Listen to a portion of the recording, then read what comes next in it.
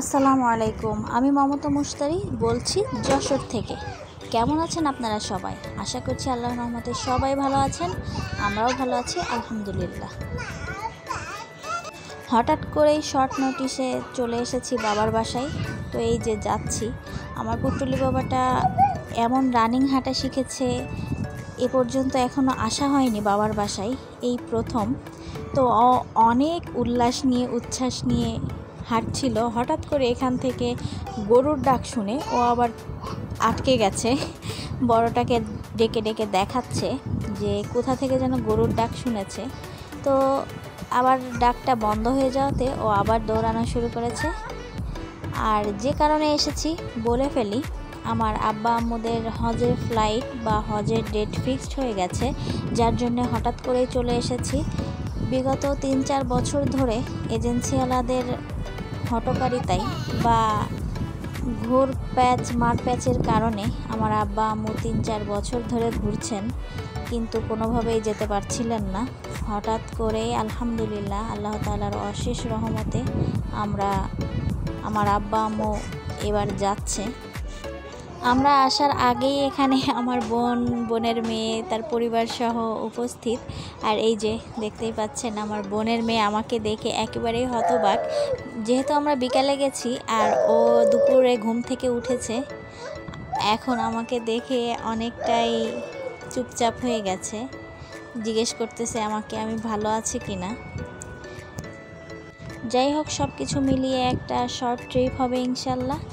আর সেই শর্ট ট্রিপের কিছু কিছু অংশ আপনাদের সাথে শেয়ার করার চেষ্টা করব। যদি ভিডিওটা ভালো লেগে থাকে প্লিজ ভিডিওটিকে একটি লাইক এবং চ্যানেলটিকে সাবস্ক্রাইব করতে ভুলে যাবেন না। মনটা একদিকে যেমন খুব ভালো লাগছে, আমার আব্বা আম্মা দীর্ঘ প্রতীক্ষার পর হজে যেতে পারছেন, আবার একদিকে অনেকটাই কষ্ট লাগছে। আমার আব্বা ওপেন হার্ট সার্জারির রুগী, তিনি কোনোভাবেই অনেক ধকল সহ্য করতে পারেন না।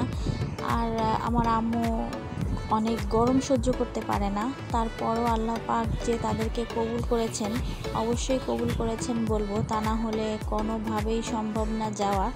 আল্লাহ পাক যে তাদের কবুল করেছেন হজের জন্য, এই জন্য আমরা অনেক বেশি খুশি।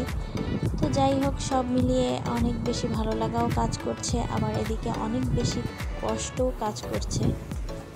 আমরা এসেছি একেবারেই শেষ মুহূর্তে, এখন শুধু তাদের প্যাকিং বাকি। এই যে বিকালে আমরা যাওয়ার পরপরই এজেন্সি থেকে ফোন করে লাগেজগুলো পাঠিয়ে দিয়েছে, সাথে আরও অনেক কিছু দিয়েছে যেগুলো আর কি দেয় হজযাত্রীদেরকে। ছাতা, তারপরে পিঠার ব্যাগ, তারপরে সামনের ব্যাগ, কোমরের ব্যাগ, ইত্যাদি ইত্যাদি অনেক কিছুই দিয়েছেও তাই। আর সেগুলোই এখন শেষ মুহূর্তের প্রস্তুতি বা গোছগাছ চলছে। আমরা অনেকটাই মন দুঃখ ভারাক্রান্ত অবস্থায় আছি। ওই যে কথাই বলে না, ভিতরে রক্তক্ষরণ হচ্ছে আর উপরে মুখে হাসি, আমাদেরও ঠিক সেরকমই অবস্থা। একদিকে খুব ভালো লাগছে, আবার একদিকে অনেক বেশি কষ্ট লাগছে। ভিডিওটা আমি যখন দিচ্ছি আপলোড করছি, আলহামদুলিল্লাহ আমার আব্বা আম্মা পবিত্র নগরীতে পৌঁছে গেছেন।